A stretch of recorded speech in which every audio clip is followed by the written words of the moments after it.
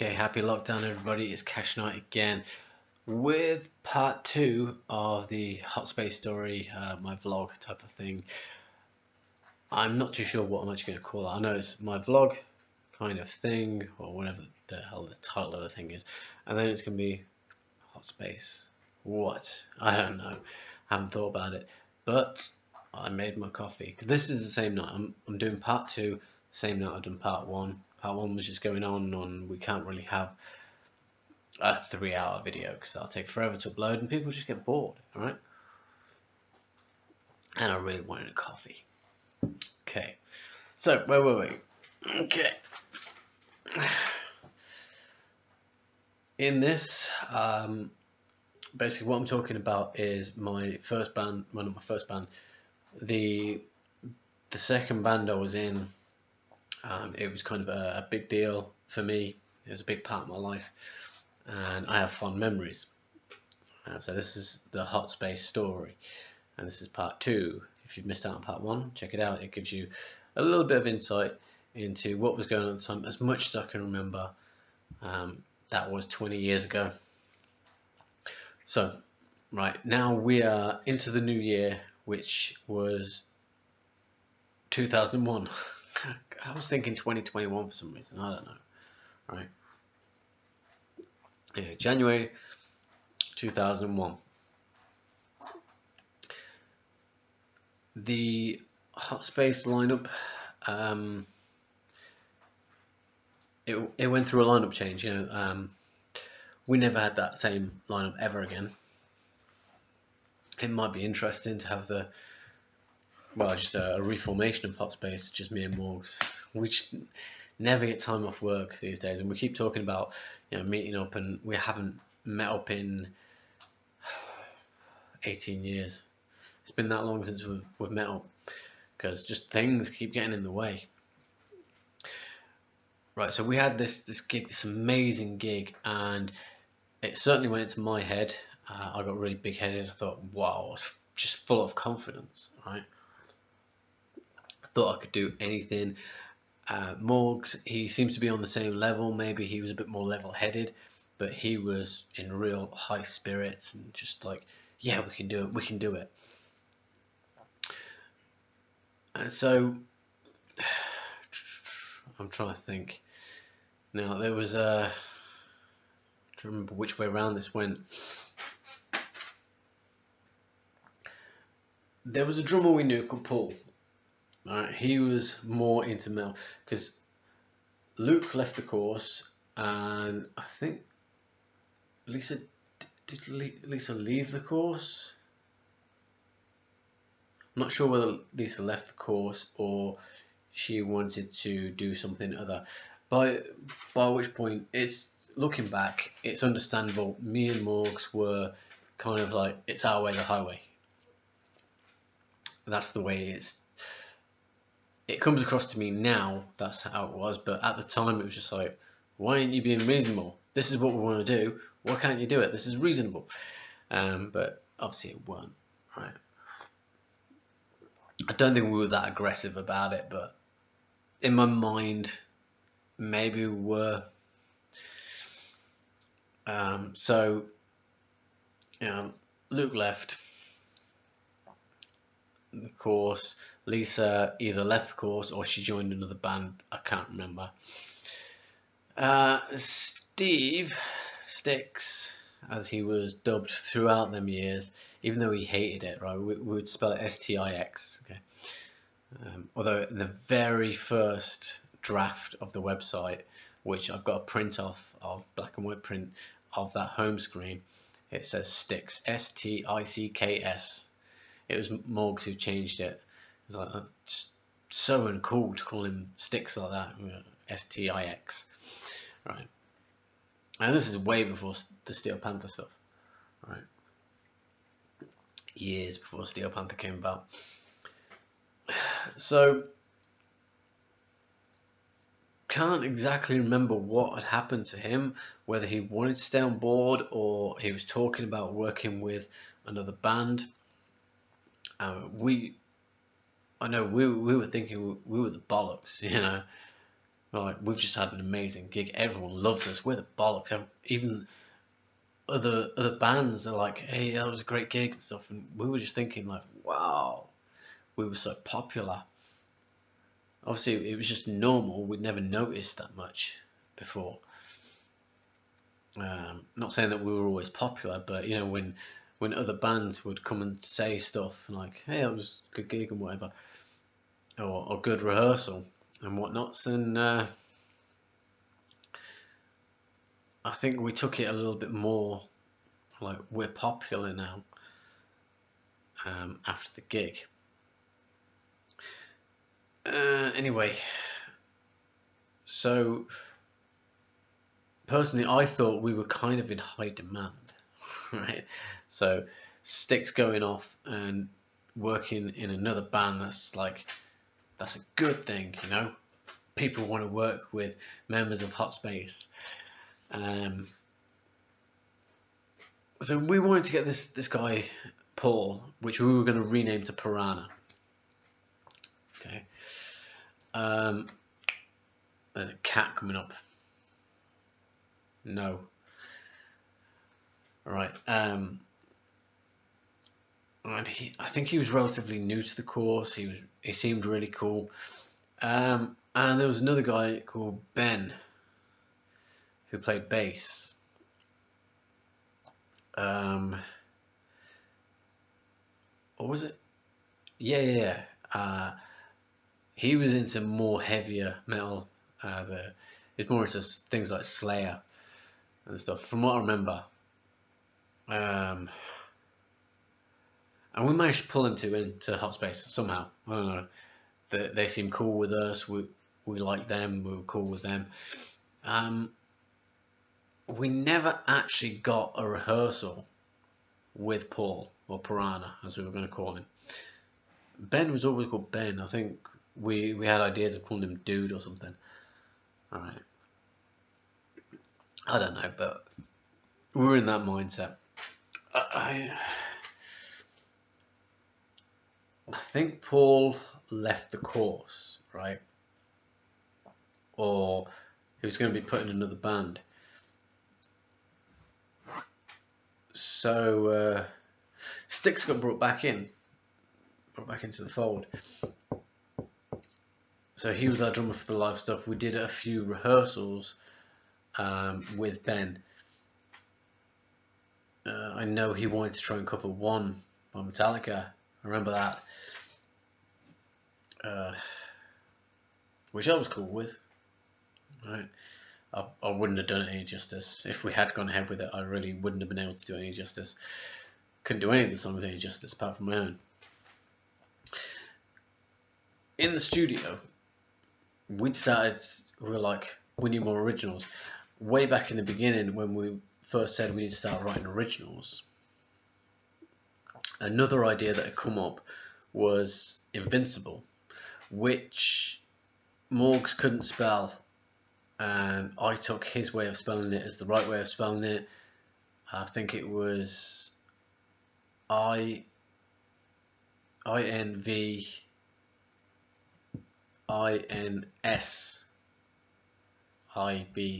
or something like that, but it had an S where it should have been a C, something like that. And so we're like, wow, we thought it was the right spelling, but you know, when we realised it was the wrong spelling, it's like, nah, it's still cool anyway, you know. So this was Morgs' song. It was more mellow, and he wanted me to put on a bit more of a higher pitch, and there's going to be a scream, very Axl Rose type scream, which I couldn't pull off. I sound like, I don't know. I've got it right. There's two versions of it. I don't know whether I've got both versions, but I've got the second version. I know that. And this is what I was on about, that I went in to do extra backing vocals at one point, and I was on my own.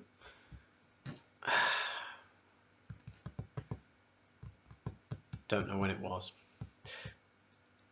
I don't know, I'm thinking, when did we do Invincible? That's really got me thinking, because There was an instrumental.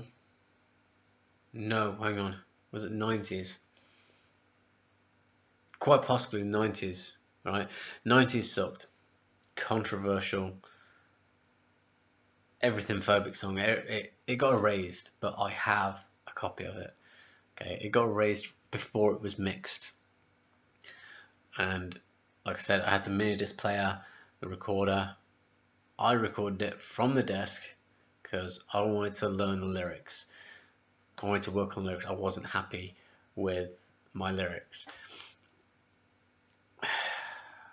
Everything scrambled in my head. I'm pretty sure that was the next song. Yeah, it must. Yes, it must have been. Must have been. But I had a cold with Invincible. Alright, we're going to ignore Invincible. Or are we? Can't ignore it. It had potential. I just couldn't pull it off. Just seen.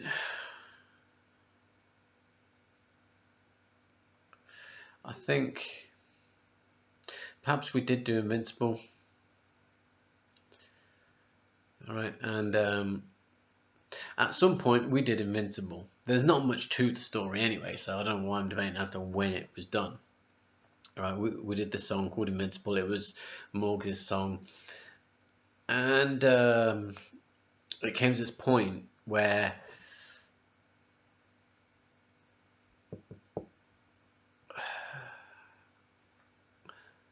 I went in and no one else was in, and went into the studio and thought I'd add some backing vocals. Something happened. Something went wrong. Like whoever the mix engineer was, you can hear there's a drop in sound levels. I thought something. You know, it starts off at one volume, then it just went dun, and then at the end it picks back up again. And I had a cold, and I think I re-went over the vocals. I tried out, you know, at the end of on the outros, you sort of mix lyrics or something. You try and say something, which would be like "stay out the corner" or something. I don't know. But I tried doing that, and it just didn't work. And yeah, it's an embarrassment. That's one of the things I regret. I regret that day, but it must have been around that time because I was hyped up about it, you know, like I was big-headed, couldn't do anything wrong. But yeah, so there's two versions. I recorded one version, the first version, which we were all in there, well, where it was me and Morgs. Do you know what? I can't remember who was on drums, even bass. Can't remember, which sucks. It really sucks. So anyway, when it came to the 90s, right, 90s sucked. Now Morgs,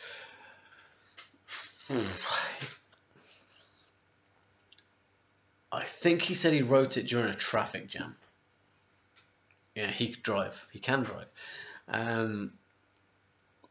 He was in a traffic jam and he started writing this, I think. But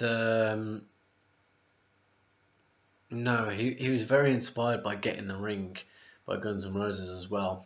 He wanted us to have a little speech thing in this song, which was every lyric contained the word fuck, every line, right? And there was stuff about boy bands. He particularly hated Westlife, and at the time, for some reason, I particularly hated George Michael.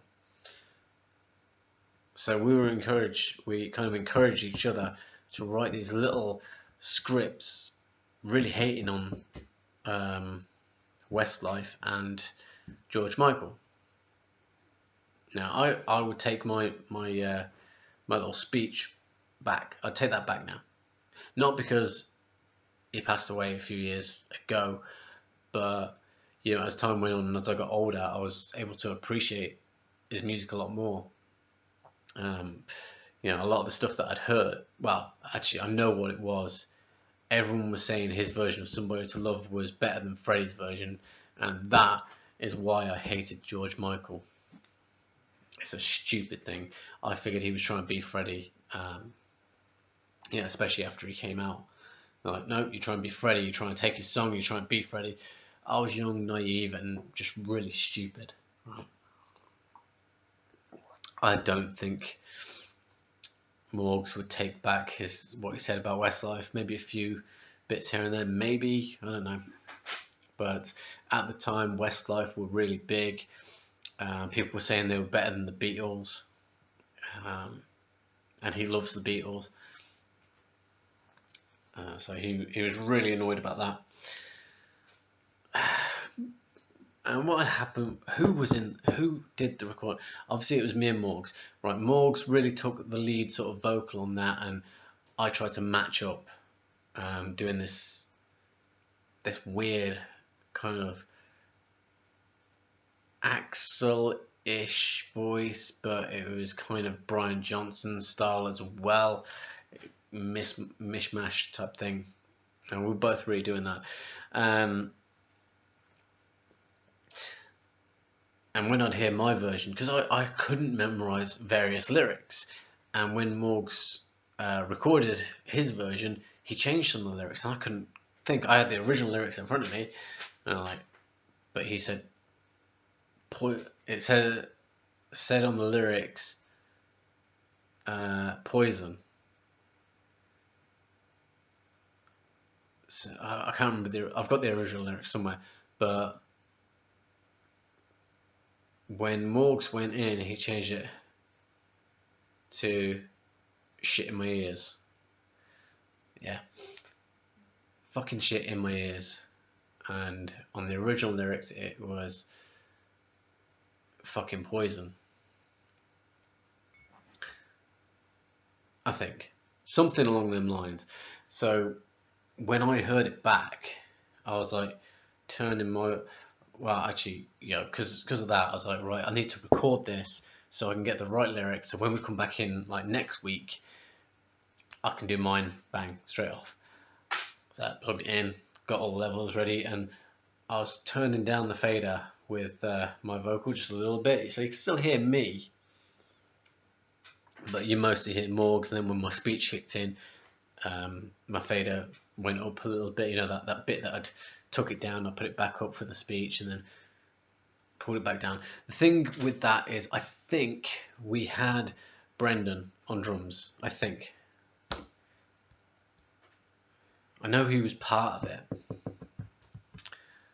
Right. Because we wanted a football crowd effect. People chanting fuck off for the outro. Now, I know Brendan was doing that. Actually, no, I remember it was a guy called Ben who did the drums for Invincible. I'm sure of it. Yeah, not the Ben on bass. It was another guy called Ben. I can't remember his surname. I vaguely remember him, but I'm pretty sure he did the drums. But I know he was doing some backing vocals for... Damn it. This isn't planned. All these things that I'm doing on YouTube are not planned. They're not scripted. It's just flowing. Even the ranking, I'll 5 minutes before, it's like, okay, I like that one. I'll put them into an order in which I like. Now I am trying to remember. I knew at some point I'd forget. I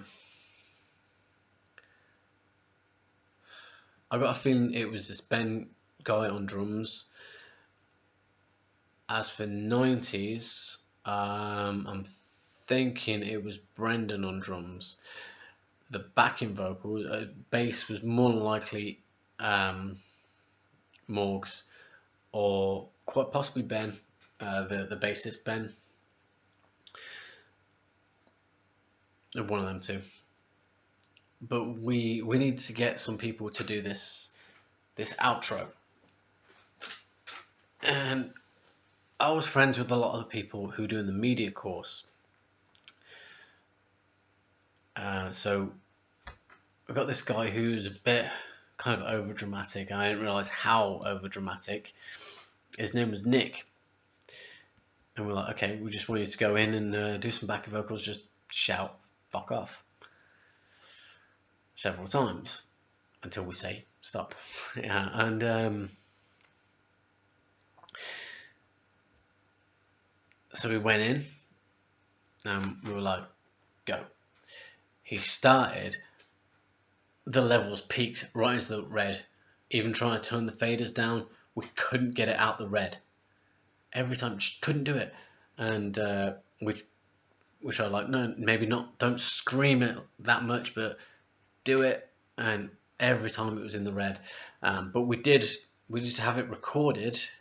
It was never used. It could have been used if the tape was not erased. All right, so and that's that. We did get. I know we got Brendan in. We got this other guy called Ben. I think even me and Morgs went in with the outro.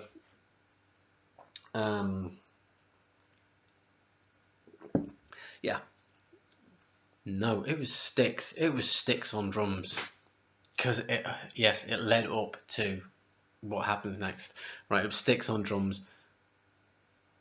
So why the hell was Ben on drums? I have a memory of this guy called Ben being on drums for something. I don't know. It was definitely Steve Sticks on drums for Invincible. See, I'm going back on everything. This is how my memory works. Yeah, he must have done Invincible if Invincible was done at that time. And I'm pretty sure it was. There's no way it could have been done after the second gig. No way at all. Right, so anyway. Yeah. I'm thinking. Yeah, so we got this done, and I took that copy, and I know it's a red mini disc. Typically, I bought a bunch of mini discs, like spares and whatnot. So I got this collection of mini discs when I got a replacement mini disc player, and a few of them were red. And now I've got to find which one has got 90s on, and just because I didn't label it typically, and well, there's that. Went back the next week, all sort of hyped up with our new single, the 90s Sucked. I don't know why we were thinking of it being a single, because it was just so offensive, really offensive. So we went in and we found out the tapes had been wiped. The engineer at the time, when we were recording it, he found it hilarious. He went to the head of the department, well, not intentionally, but it was random conversation with the head of the music department, and it was like, oh yeah, Hot Space, you know, they're having a laugh, they're getting on well, they're doing this, and we knew the head of the department really well. And at some point, he must have asked to hear what we were doing, you know, this funny song. And he's like, we can't do that. We have to erase that. It was college stuff, you know. If it got out that was recorded in the college or something, the college doesn't exist anymore, so it's okay. It was recorded in the college. It got knocked down 10 years ago, something like that. So yeah, for whatever reasons, I don't know the actual term for the reasons, but it had to be erased because it was so offensive. I think the guy's name was Dan, the engineer. I think his name was Dan. We went in, we were like, yeah, let's go do this thing. So I think maybe just mix it or go over a few bits, whatever. And yeah, Dan was sitting there in the swivelly chair. And I'm like, all right, dude, how's it going? Ready? And it's like, got something to tell you. And he explained the whole situation. We're like, this sucks. And we were like really offended that they'd done that to us. You know, we were like, how could you do that? I don't think we actually said that, but I don't. Me and Morgs had one of them sort of them looks at each other like, how could they do that to us? We're hot space. So we're like, what do we do? No, I think Styx was in there. Yes, this was when it all came to a head, right? Potentially, this could have been when it all came to a head. Right, okay. We've got so many hours. We're at about 4 hours. I'm not sure. No, it must have been 6 hours. No, it couldn't have been. I don't know how long it was. I keep thinking it's 2 hours, but there's no way. Too short. That's too short for the lesson. Morgs had this idea of doing an instrumental called Rock On. Right. So, like, tell you what, till we figure out what we're going to do, let's record Rock On. I think I suggested, like, let's do Rock On. You know, you can nail that solo. He'd been practicing it, changing it and whatnot. He knew what he wanted for Rock On. We didn't. I'm like, okay, let's do it. Right, so it was agreed. We're going to do this song. We're going to do an instrumental called Rock On. I'll take the bass. So it was like the bass is only going to be like 2 notes. It was lead sort of solo in, and then there'd be just random couple of bars of bass and drums. There was no rhythm behind it. It was pretty much like Eruption by Van Halen. In fact, the opening note sounds exactly the same in hindsight.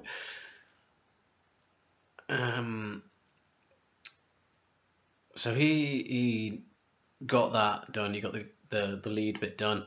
I was like, right. I think it was the bass next. No, it was the drums.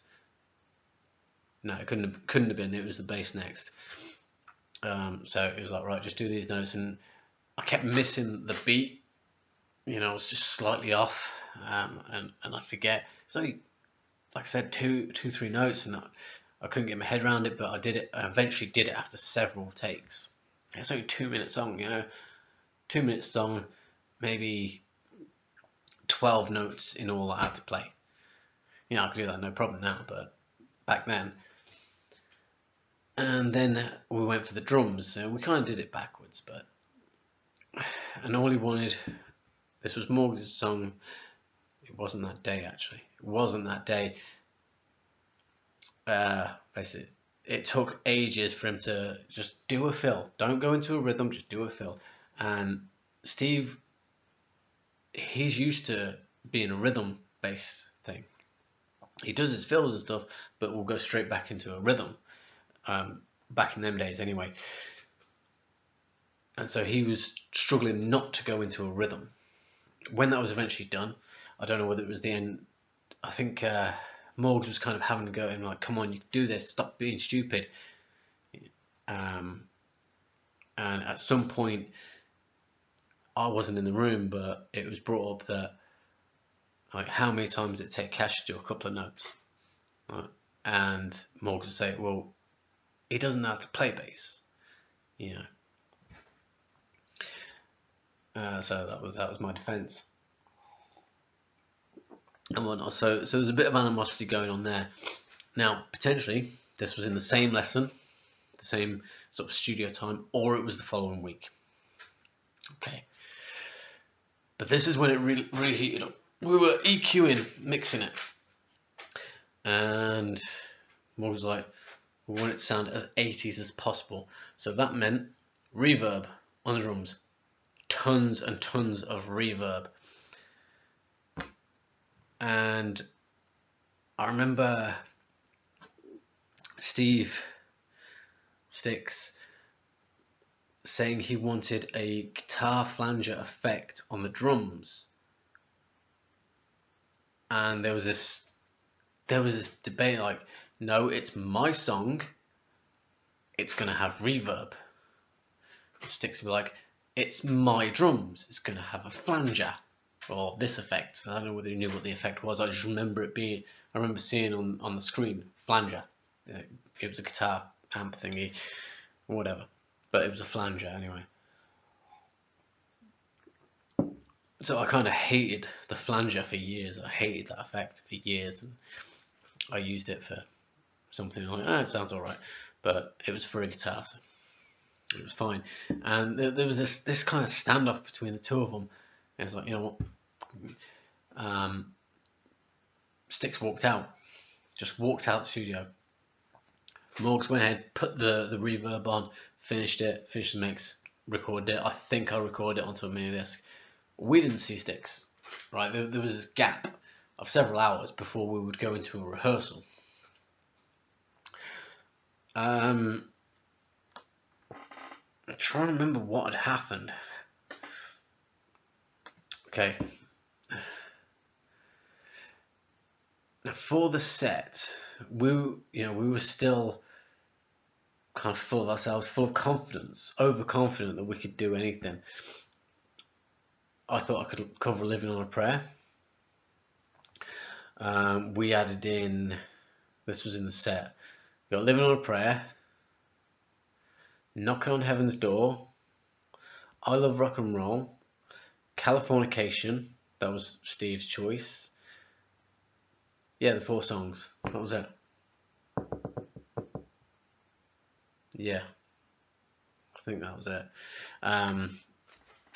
Because Ben wanted to cover 1, but he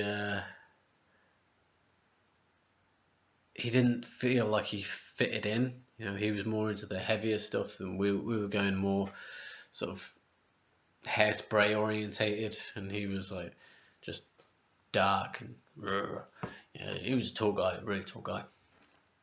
And when Paul wasn't going to be the drummer, it kind of just took a lot away from him. He was excited when Paul was going to be the drummer. They were friends, and he was stuck in some other band, and he was like, I want to, sorry to leave you in the shit, but I'd like to work with Paul.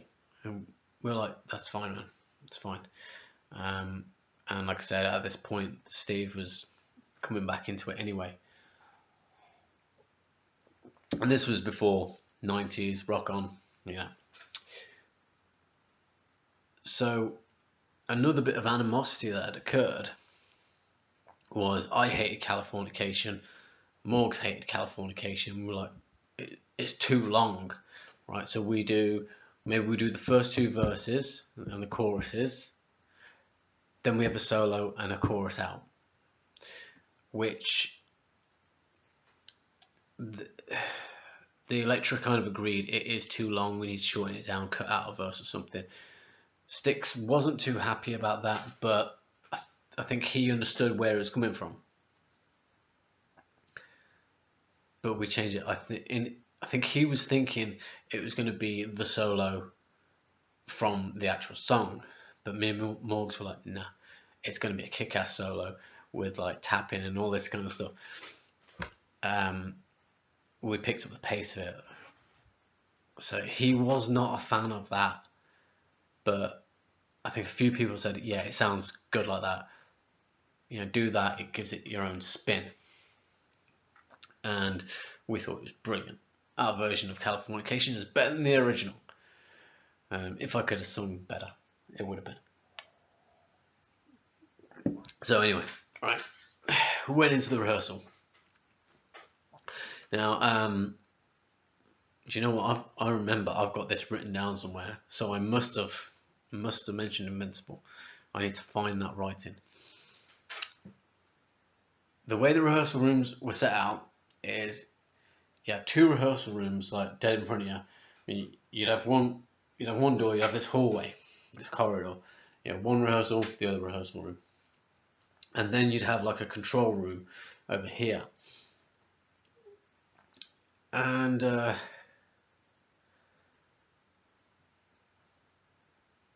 we went in, and I think the first thing you do is go into the control room, just to say, yeah, we're here. I can't remember, but we kind of got called into the control room, or we went in, and we were sort of asked to sit down. There was Steve, or Sticks, whatever you want to call him, who was sitting there, and there was a lecturer. And those swivelly chairs, I remember that much. This is harsh. This is really harsh, but I'm going to tell you. What had happened during that break period, Sticks had went to a lecturer and said, look, I'm not happy, this is going on. He basically felt like he was being bullied. And when this was brought to our attention, we kind of looked at the lecturer in horror, like, what? How? And we're not bullying him. What? Slight disagreement on the odd thing. Yeah. And the outcome was like, so Sticks has decided to leave Hot Space. He's no longer a member of Hot Space as of today.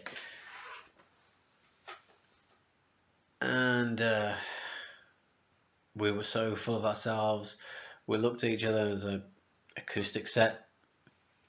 We were left with nothing. It was just me and Morgs. We looked at each other, acoustic set. And I remember seeing the kind of look of horror on both the lecturer's face and Styx's face, like, you don't care. What the hell's wrong with you? And it was funny. Looking back on it, it's funny, okay? But being in that position, like, it's harsh. It's harsh to see what we were like. But like I said, looking back, that is one of the funnier moments for me. Just the arrogance that we had. Just that acoustic set. Yeah, acoustic set. After also, right, bear in mind, this is about 3 weeks before the upcoming gig that we had, and it was in the it was a pub called the Phoenix. It was the Phoenix. It was in Coventry, but it's not what is now the Phoenix.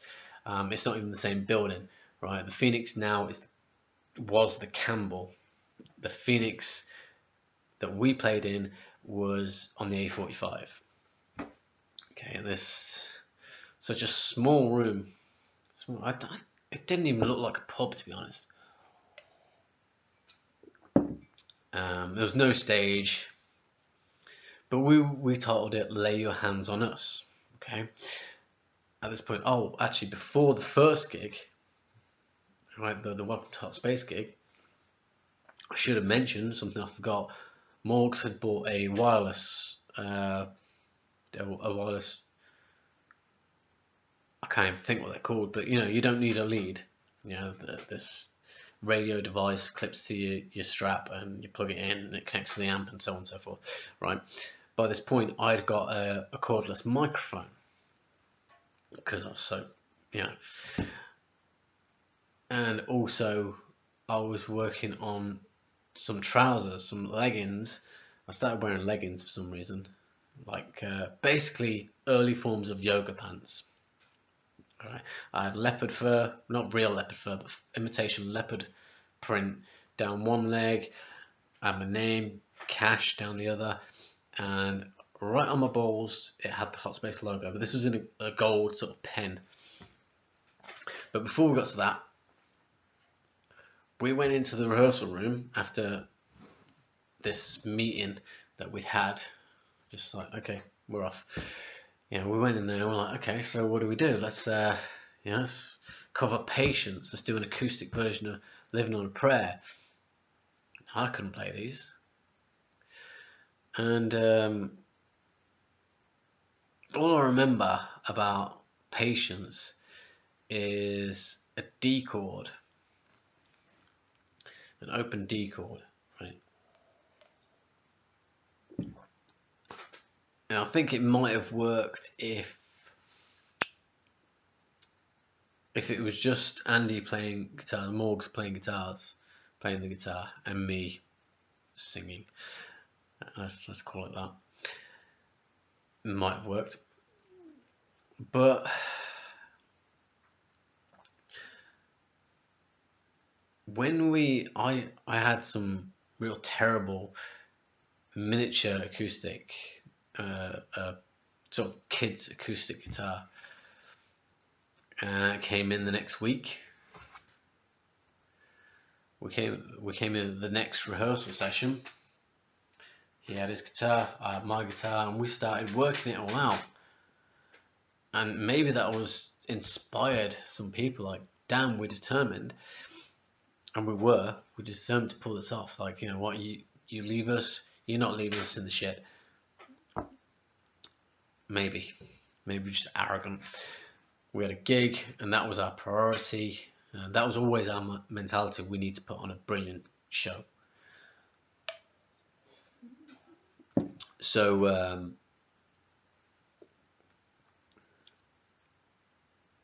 Brendan, a friend from the first year, the public mud bath, he was like, "Hey, I heard Styx left." And you see, there was never any animosity with Brendan. There's a little bit of niggly stuff. It was a little bit later on, but nothing animosity. It was only one instance I can remember. But anyway, I was like, "I'll play drums for you," and I knew he could play drums. And I think Morgs was there, like, really? We were really sort of appreciated. We kind of, I don't know whether humbled would be the word. We were like, "You do that for us?"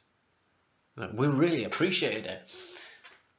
Which, you know, with what you've just learned about our character from that point to being appreciative of someone sort of offering up, they'll play drums for us. It wasn't at that point. It wasn't the thought that we couldn't do it, and it wasn't, "Oh, we're Hot Space. Of course you're going to drum for us. Of course you're going to want to drum for us." It wasn't that. It was just like, it was a really appreciative thing. Like, we didn't, we just appreciated it. There's no way I can describe that feeling. I remember him coming up and saying that, and well, that was my feelings. Like, it was almost a tear-jerk moment. You do that for us, and I think we thanked him and stuff. Yeah, and possibly on that same day, the lecturer who had given us the news about Styx, I think he said something along the lines of, "I've got to hand it to you. You've had a massive setback, but you're still here, and you're still working something out." And he offered to play bass for us. And we were like, holy shit, man. We were humbled, so to speak. I say that, and then we realised we really got humbled about a month later. So we went back to the original set list of, was it Prayer? Yeah, I Love Rock and Roll, Prayer, Knocking on Heaven's Door. What was the other one?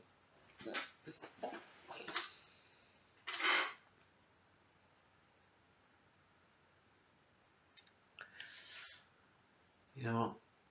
I can't remember.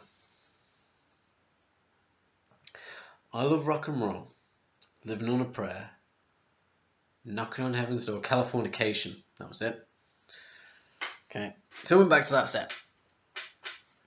And I think we opened with Prayer. Now, we rehearsed it a couple of times. I can't remember how the rehearsals went. Yeah. And when it came time for the gig, now I had a blue bandana. We'd had shirts printed off. I created this fake newspaper article and had that printed on the t-shirts. There was a point where I had two of these t-shirts. Morgs had one, I had one. We signed the back. Me and Morg signed the back of one of them, and I think I actually spilled coffee over it, like a little bit of coffee, when we were signing it. And the idea was that I was going to rip it off, Hulk Hogan style, in the middle of the set and throw it. I think that was going to be during the solo for Californication. I can't remember which way. No, it was just at the solo point of one of the songs anyway. So yeah, I had these leopard print trousers, my cowboy boots, blue bandana, poofed up my hair, and went into it. It was one of them moments where you kind of realise as soon as you open your mouth you made a big mistake. Right, Morgs had a big Union Jack flag on. He may have had a bandana on, I'm not sure. But he was kind of in the back, which it was really annoying because where the audience was there going back, and then there was like a level up kind of thing there. And there's this wall here where the front door or the back door, there was an exit door there, and it would go round like that. And Morgs was about here, so you could barely see him, from what I remember. So that kind of sucked. And yeah, so I went ahead with it, and I just went over the top. I was jumping on the table and stuff, walking into the crowd because I had my cordless mic, and that was kind of a weird feeling. I still remember walking through the crowd and people patting me on the shoulders and whatnot. And yeah,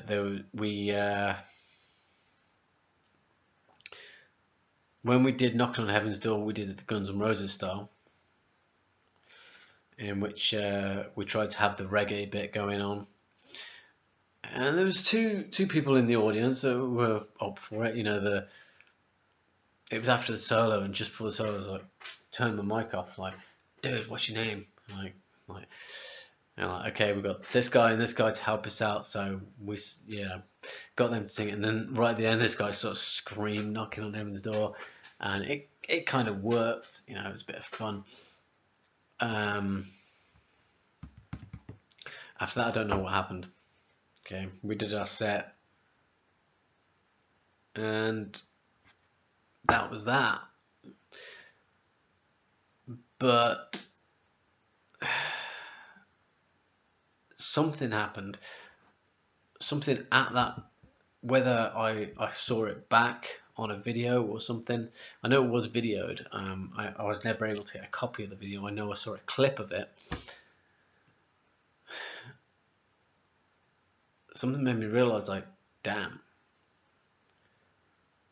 don't get so big-headed. You can't do anything. You can't do everything, So that kind of knocked us down a peg. It knocked me down, like, down. And yeah, quite an experience. Lay your hands on us. Don't.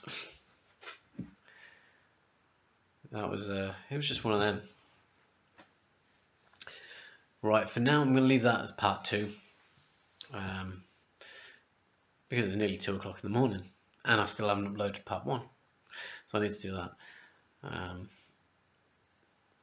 Yeah, so if you like it, please leave a like, leave a comment, subscribe. You know the deal. This is my vlog on Hot Space, my vlog kind of thing, because I don't know what a vlog is. Right, so this is Hot Space part 2. Right, hope you enjoy it. Catch you next time. Mam Sabula. Stay safe.